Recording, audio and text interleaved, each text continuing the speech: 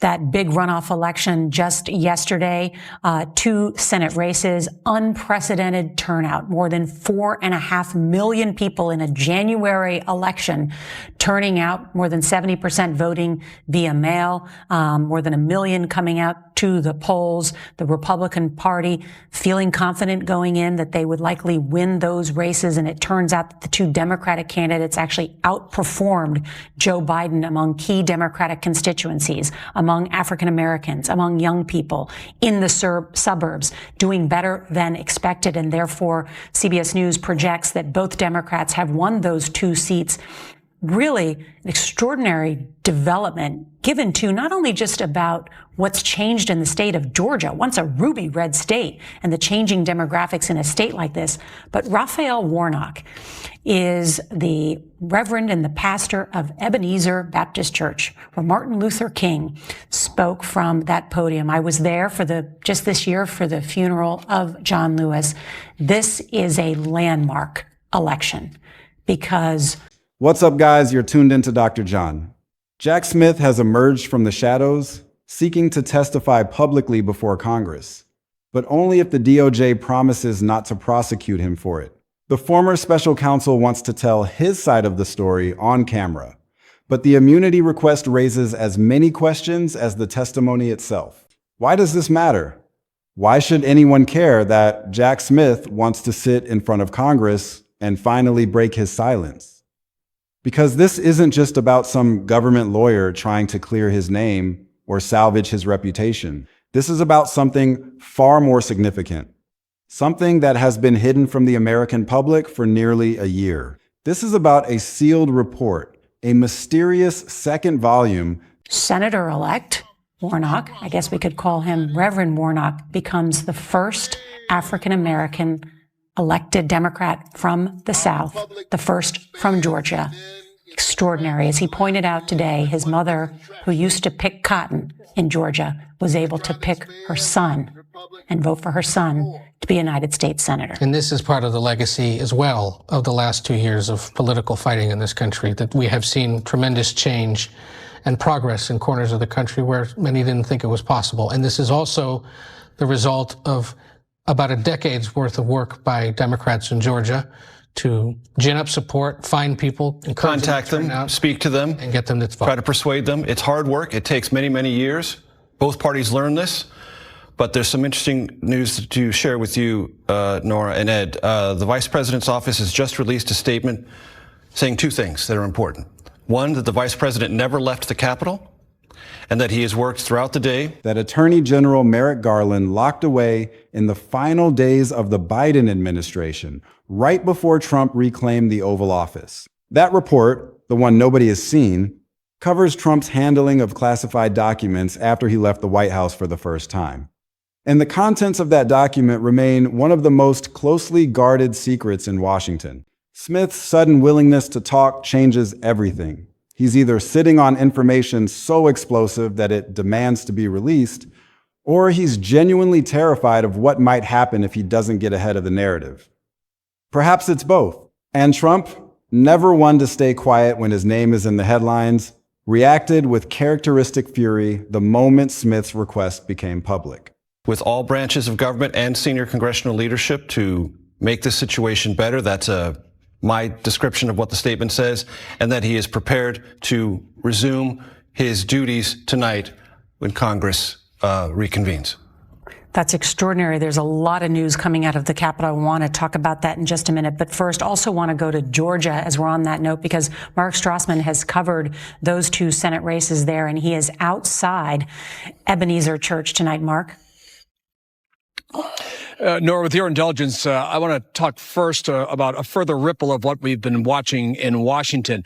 Georgia's Secretary of State, Brad Raffensperger, and his staff for the last several weeks have needed security because they've lived with threats. Well, this morning outside the state capitol building in downtown Atlanta, a group of Trump protesters gathered. On the other side of the building stood 4 men in military-style clothing carrying long guns. And out of an abundance of caution, Raffensperger decided to evacuate his staff. He sent them all home. Because he knew that, after all, they still had an election to oversee. The former president, now back in power, went absolutely nuclear. He didn't just criticize Smith. He called for his prosecution, along with Merrick Garland, FBI Director Christopher Wray, and virtually everyone associated with what Trump has labeled Operation Arctic Frost. According to Trump, this was a secret surveillance program targeting Republican members of Congress, spying on the legislative branch, a conspiracy straight out of a political thriller. So now we find ourselves in this bizarre situation where the man who investigated Trump wants to testify, Trump wants that man thrown in prison. And even though there are thousands of ballots here still uncounted, apparently there is no way that the Republican candidates can make up the gap. So we have two senators elect here in Georgia. First, of course, is John Ossoff. John Ossoff is 33 years old. He's the first Jewish senator elected from the state of Georgia. And then you have our Pastor Raphael Warnock, the first black senator elected from the state of Georgia. It has been a remarkable and historic day, a remarkable and historic election, 24 hours here in Georgia. It's a day that many Democrats and many Republicans never thought that they would live to see, and yet it's here.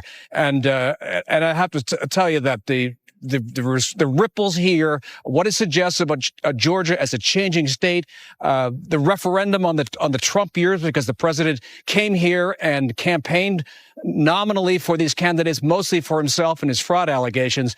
And in the end, Metro Atlanta's changing demographics, younger, more diverse, more progressive, turned their back on the president and instead voted for the two Democrats. And again, it's something that many state Republicans here are furious about because they believe that the president's approach. And there's this mystery report that's been hidden from the public for almost a year. Congress is caught in the middle, trying to figure out whether they should let Smith speak or whether this whole thing is going to blow up in everyone's faces. But here's what makes this truly insane. This isn't happening in a vacuum. Smith's top deputies, the lawyers who worked alongside him on these cases, have just resurfaced in a way that can't be coincidental. They formed a new law firm and their specialty, public corruption cases. It's like they're gearing up for round two, preparing for whatever comes next with the kind of strategic planning that suggests they know something the rest of us don't. The timing couldn't be more perfect or more terrible, depending on how you look at it. We're heading into critical midterm elections. Trump is using this entire situation to fire up his base, painting himself as the victim of a massive DOJ conspiracy. Was a distraction, helped depress turnout among Republicans, because in the end, not enough Republican voters showed up, and more than enough Democratic voters showed up. Nora?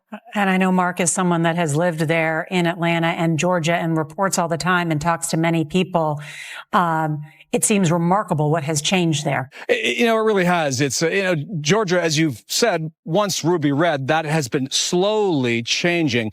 But you do have the sense, both with the president's defeat here and now with the two senators, that these changes may be happening much faster than people realized, and that the Republican Party's traditional approach wasn't working particularly well as time was going on. And then, of course, the Trump years was something profoundly different. The whole overall approach is very, very different. And I think what you can say here is that the president wore out his welcome in the suburbs of Atlanta. Many Republicans, who I know, lifelong Republicans, have said, "Yeah, I just can't do it." And so there is going to be a moment of reckoning, I think, here in Georgia and elsewhere. Georgia could be a cautionary tale for other red states that have gone all in on the Trump approach and essentially. Meanwhile, Democrats and government watchdog groups are pushing to declassify that sealed report, demanding transparency and accountability at a moment when the stakes couldn't be higher. It's become this giant political showdown about who gets to control the narrative, because that's what this really is, a fight over the story itself. Smith wants to tell his version, Trump wants to bury it and punish everyone involved. Congress wants answers. And the American public is sitting here watching this circus unfold, trying to figure out what actually happened behind closed doors. Jack Smith dropping this bombshell request to testify publicly isn't just news. It's a declaration of war. He's saying, I'm ready to go on the record, and I'm not afraid of what comes out. Or at least, that's what he wants us to believe. But if he's asking for DOJ protection before he even sits down, that tells you something else is going on. Something bigger, something he knows could come back to bite him. And Trump, ever the predator, smells blood in the water. He's already calling for prosecutions, already framing this as the ultimate proof that the 2020 election and everything after was rigged against him. This isn't just about legal cases anymore. This is about revenge. This is about settling scores. And it's all happening right now, out in the open, with both sides daring the other to make the next move. The stakes here couldn't be higher. We're talking about the potential exposure of what could be one of the biggest government scandals in modern history, or the complete vindication of Trump's claims that he was targeted unfairly. There's no middle ground anymore. Someone's going to come out of this looking like a hero, and someone's going to look like a villain. And right now, nobody knows which side is which. This is the political fight of the decade, and it's happening right in front of us with no exaggeration. This could reshape American politics for years to come. Let's actually break down what's happening here, because this is way more complicated than it looks on the surface, and honestly, most people are completely missing the real story. First, who is Jack Smith, and why does any of this matter? Smith was the special counsel appointed by Merrick Garland back in the previous administration to investigate two major cases against Trump. One was about the classified documents Trump took to Mar-a-Lago after leaving office. The other was about Trump's alleged efforts to overturn the 2020 election, including the whole January 6th situation. For 2 years, Smith went hard, really hard. He brought federal charges, he built cases, he made headlines every other week. And then Trump won the 2024 election, and suddenly everything stopped. Smith dropped the cases, said it wasn't appropriate to prosecute a sitting president, which fair enough, that's DOJ policy. But then he just disappeared, quietly submitted a report to Garland, and vanished from public view. But here's where it gets weird. That report had 2 volumes. The first one, about the election interference case, got released publicly. People read it, debated it, moved on. But the second volume, the one about the classified documents case, Garland sealed it, kept it hidden, refused to release it to Congress, to the public, to anyone. And we still don't know exactly what's in it. Now, why would Garland do that? Officially, he said it was to protect sensitive information related to ongoing investigations or national security, which sounds reasonable. Except the case is over. Smith dropped it. Trump's not being prosecuted. So what's left to protect? That's the question everyone's been asking. And that's why Smith wanting to testify is such a massive deal. Because if he talks, if Congress gets him under oath in a public hearing, he could spill everything. All the details that are in that sealed report, all the evidence they found, all the reasons why they pursued the case in the first place, it would be the ultimate transparency moment or the ultimate disaster, depending on which side you're on. But Smith's not just walking into this blindly. His legal team made it very clear. He wants assurances from the DOJ that he won't face retaliation for testifying. Which is interesting, right? Because what kind of retaliation is he worried about? Legal prosecution, political attacks, something else. And that's where Trump comes in, because the day after Smith's request went public, Trump didn't hold back. He straight up called for Smith, Garland, and Christopher Wray to be prosecuted. He accused them of running something he called Operation Arctic Frost, which he claims was a secret surveillance program targeting Republican members of Congress. Now, is that real? Did that actually happen?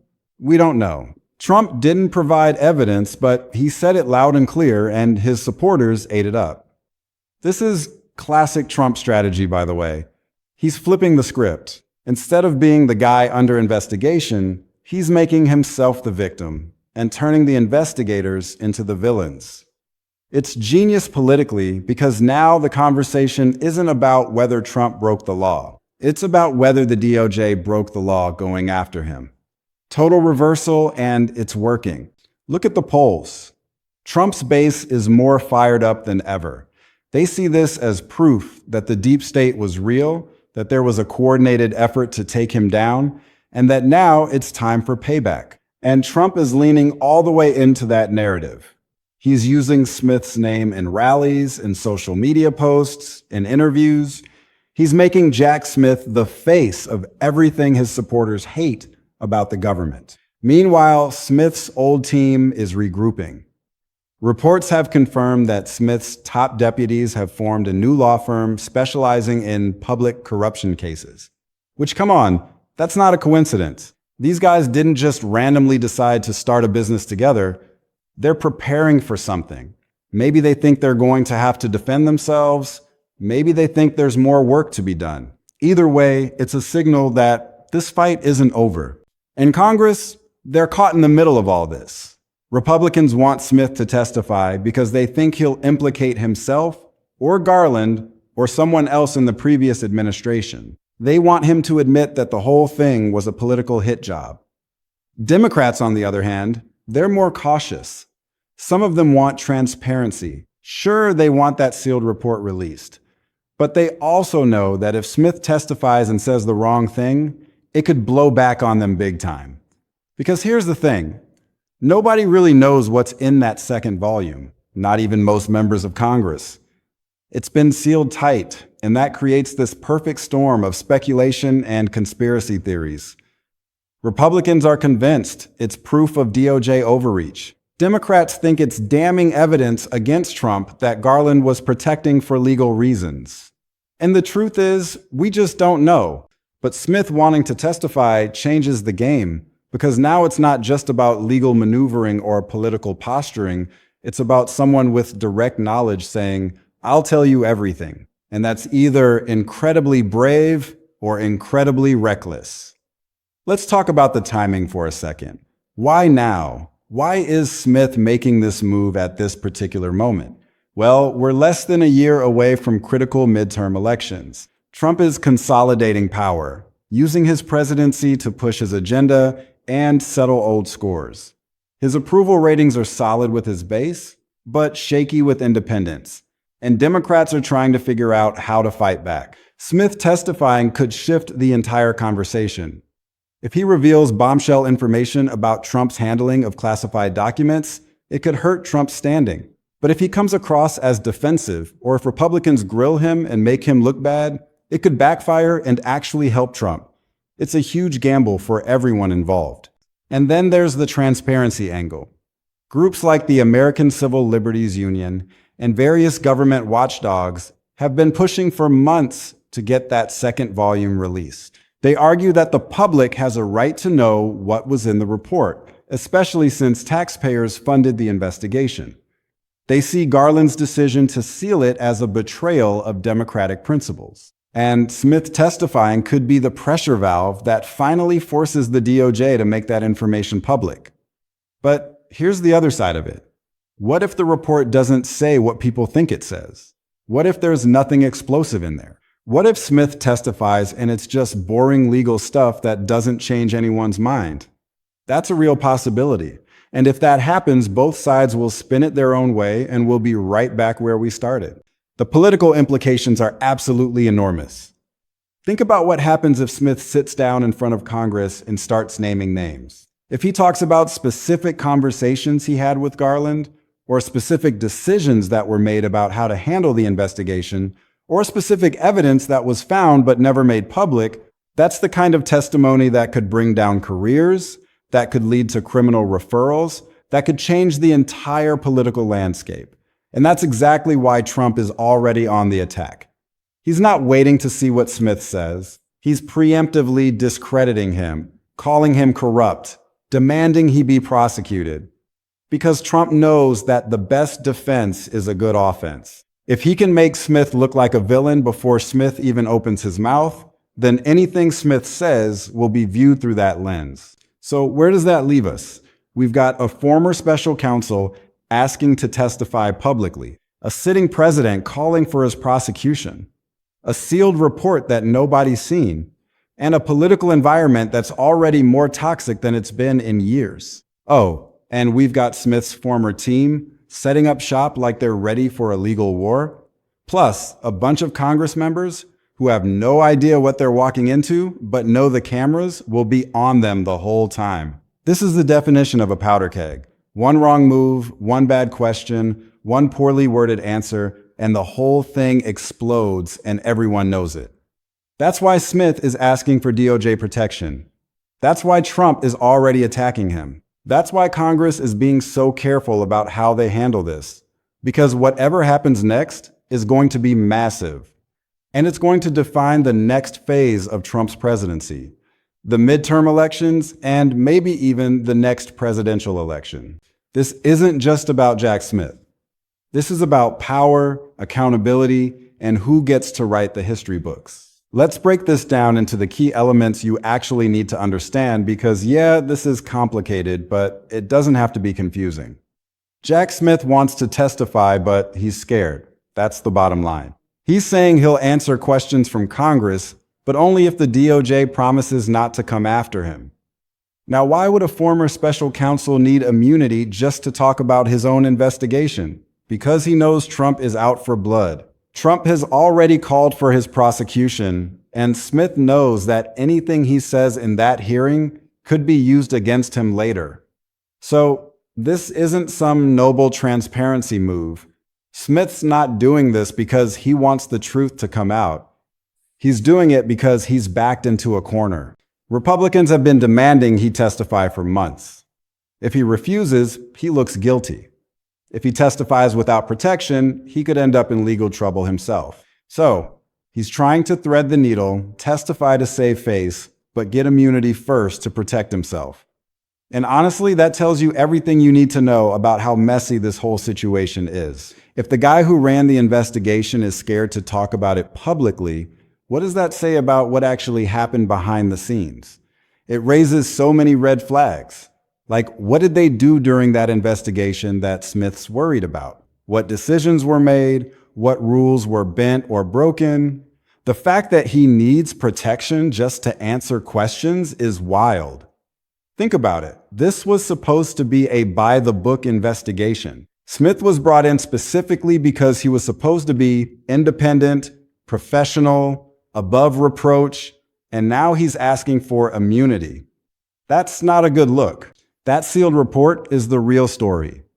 Everyone's focused on Smith testifying, but the bigger issue is that second volume, the one Garland locked away, because that's where the actual evidence is. That's where the details are, and nobody has seen it. Think about that for a second. The DOJ spent 2 years investigating Trump's handling of classified documents. They built a federal case. They were ready to go to trial, and then they sealed the report and dropped the charges. Why? What's in there that's so sensitive? If Smith testifies, one of the first things Congress is going to ask him is what's in that report. And depending on how he answers, we might finally get some clarity. But here's the thing. Smith might not be allowed to answer. The DOJ could invoke executive privilege or national security concerns and block him from revealing the details, which would make the whole hearing pointless. Unless, and this is the interesting part, Congress decides to subpoena the report itself. If they force the DOJ to hand it over, Smith's testimony becomes secondary. The report would speak for itself. And that's what a lot of people are pushing for. They want the document, not just Smith's version of events. Because here's what nobody's talking about enough. That report could contain evidence of crimes, real crimes. Not just political stuff, but actual violations of federal law. Maybe by Trump, maybe by people in his orbit, maybe by people in the DOJ, we don't know. And that uncertainty is driving everyone crazy. Republicans think it's going to expose the previous administration's corruption. Democrats think it's going to expose Trump's crimes. And both sides are probably wrong. The truth is probably somewhere in the middle, messier and more complicated than anyone wants to admit. Trump is using this to rally his base. Let's be real. Trump loves this. He's got a former prosecutor asking for immunity, a sealed report that makes the DOJ look shady, and a perfect villain to point at. Jack Smith is now the face of everything Trump supporters think is wrong with the government, and Trump is milking it for all it's worth. He's calling for prosecutions. He's talking about Operation Arctic Frost and secret surveillance. He's framing himself as the victim of a massive conspiracy, and his base is eating it up. This is exactly the kind of story that energizes his supporters and makes them feel justified in supporting him no matter what. And here's the genius of it. Even if Smith testifies and doesn't say anything that damaging, Trump wins because just the fact that Smith needed immunity makes him look guilty. Trump can spin that into, see, they knew they were breaking the law and now they're scared. It's a political win for Trump no matter what happens. Trump's already got the narrative set up before Smith even sits down. Trump's painted him as corrupt, as a political operative, as someone who was weaponizing the DOJ against political opponents. And that narrative is sticking with millions of Americans. So when Smith does testify, half the country is going to be watching through that filter. Nothing he says will matter because they've already decided he's the bad guy. This is masterclass political strategy. Trump's not playing defense, he's playing offense. He's not waiting to respond to what Smith says, he's defining Smith before Smith can define himself. And it's working brilliantly. Fourth, this is about the upcoming elections and beyond. Smith testifying in the current political moment is important, but the real reason this matters is because of what comes next. The midterm elections are less than a year away. Control of Congress is up for grabs, and both parties are looking for any edge they can get. For Republicans, this is a gift. They can use Smith's testimony to paint the entire previous administration as corrupt and politically motivated. They can run on a platform of draining the swamp and holding the DOJ accountable. It's a powerful message, especially with Trump leading the charge.